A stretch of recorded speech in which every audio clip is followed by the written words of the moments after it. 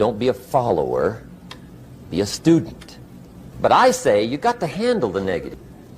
Here's what part of it is. It's called the great war between good and evil. And there is a war on. The minute you were born, you got involved in the war between good and evil, between darkness and light, between negative and positive, between evil and good, between tyranny and democracy, between weeds and human activity. I mean, the war is on. In the absence of light, guess what's automatic? Darkness. If good does not arouse itself and become active, guess what moves in? Evil. It's a war. A mental war, a physical war, a financial war, between accomplishment and failure. It's a war. That's why there's an Old Testament phrase that gives the best advice for human activity when it says, 6 days labor, 1 day rest. Now, I'm sure we've taken that to mean, don't work all 7 days, take one off. Here's what it also means, only take one off. I think what it means is pick a direction and go with everything you got. Just pick one and go. I told my staff the other day, next best to prosperity is adversity. If one doesn't get you, pray for the other. We all do better from one of two reasons, inspiration or desperation. Whatever it takes to get you to try harder, read more, set your goals, and go for it. Somebody asked me one time, what quality would I pick if I wanted to work with somebody? And you know what I picked first? Number one, strong feeling. Please, number one, give me somebody that feels strong. About most anything, I don't even care. Just so they believe it. Even if they disagree with me. Wonderful. Just so they disagree vigorously. I'm not saying it's easy to win those kind of people to your point of view. The good Lord needs a leader for the early Christians. Remember the early days of the Christians? Not like today. I mean, those were ugly days.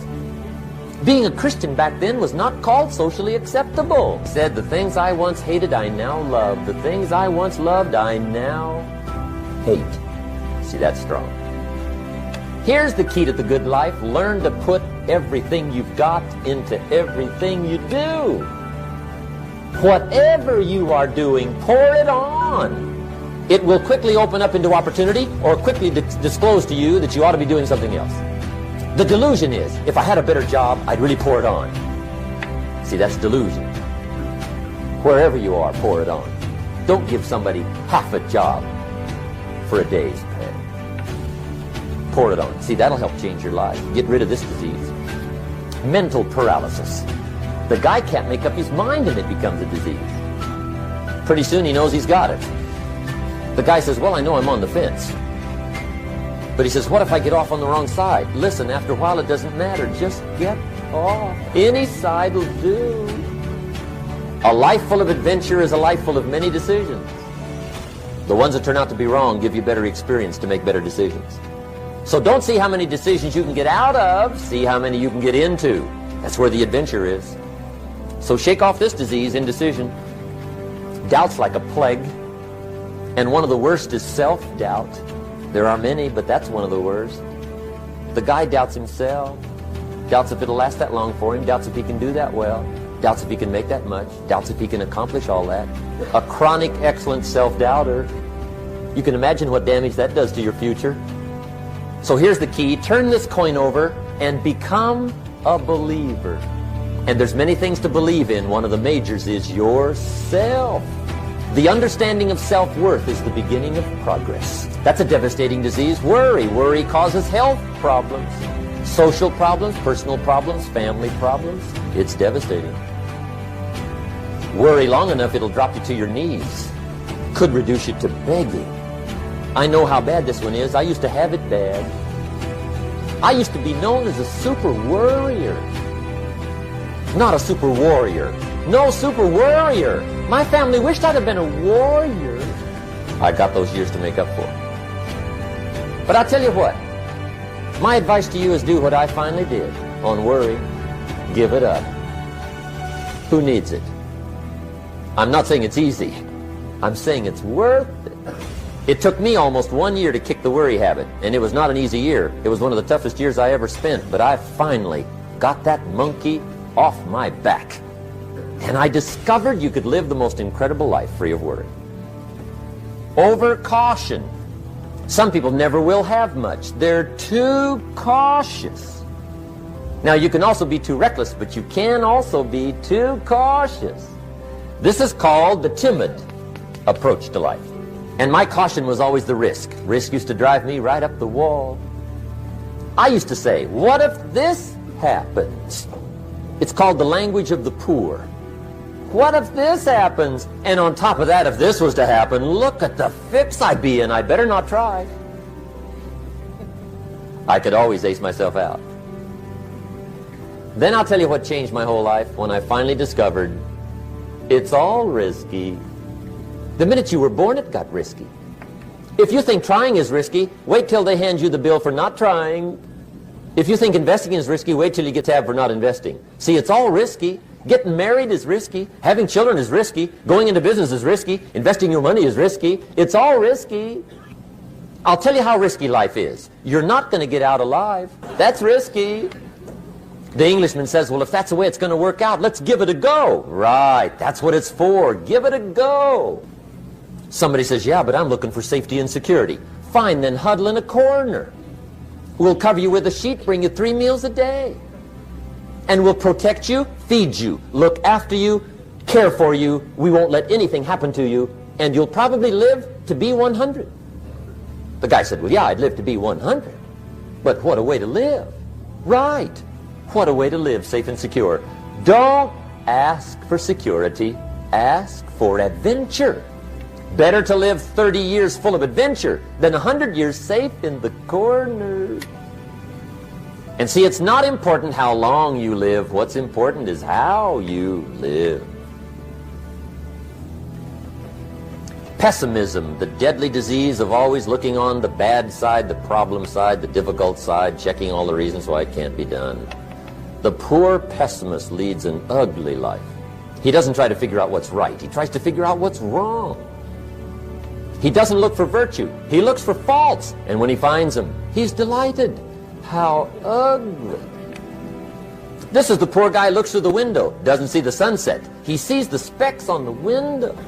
And this is the poor guy, right, who rushes up, takes such leave of his senses. This guy rushes up and he says, I've got 5 good reasons why it won't work.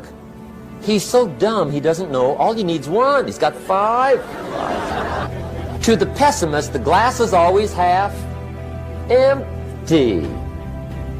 To the optimist, the glass is half full. Why would the same measure affect people 2 different ways? Answer, it all depends on how you look at it. Our lives are mostly affected by the way we think things are, not the way they are. The way we think they are affects us most. Poor thinking habits keeps most people poor. Not poor working habits. Most people work hard, but they don't think hard. The mind is like a factory, a mental factory. And whatever you think about all day long pours ingredients into this mental factory. And that's what builds the economic, social, financial fabric of your life. He quoted me a Bible phrase that says, as you think, so you become. How awesome. He talked about poor thinking habits he had me. I used to start the day reading the morning newspaper. I mean, you can believe that or not. The guy says, I want to be a great leader. Wonderful. The first thing we do is follow him to his house. When we get there, we walk in and check his library. Number 1. Somebody says, well, why check his library? The reason is because what a man reads pours massive ingredients into his mental factory, and the fabric of his life is built from those ingredients. You would not believe what some people have got in their house to read. You would not believe. One of the best dressed up words I know for a lot of it is trash. Can you imagine dumping a barrel of trash into this mental factory every day and coming out with a rich, dynamic, positive life? It can't be done. The kids back in Danbury High School, they're asking me questions one day. I'm talking to the kids. Kids got good questions these days. One of them said to me, Mr. Rohn, how do you build the good life? I said, it's simple. It's not easy, but it's simple. Here's how you build anything. select the right ingredients, keep out the wrong ingredients, and it starts with thought. Everything starts with thought. So you must be wise and careful what you think about, because that starts everything. You got to be wise and careful. I asked the kids, what would happen if somebody dropped sugar in my coffee? They said, well, you'd be okay. I said, what if somebody dropped strychnine in my coffee? They said, well, you'd be dead. I said, correct. Lesson 1. Life is both sugar and strychnine. You gotta be careful. I said, what if my worst enemy drops in the sugar? They said, will you be okay? I said, what if my best friend, even by accident, drops in the strychnine? They said, well, you'd be dead. I said, correct. Lesson 2, watch your coffee. You gotta be careful. See, it doesn't matter who hands you the bad stuff. It doesn't matter where you get the bad stuff. It'll still do its damage on your bank account, wherever you get it. Mr. Schoaf gave me one of the greatest phrases when I first met him, when he said, Jim, every day stand guard at the door of your mind. How important. Stand guard at the door of your mind. And you decide what goes into your mental factory. Don't let anybody just dump anything they want to in your mental factory, because you've got to live with the result.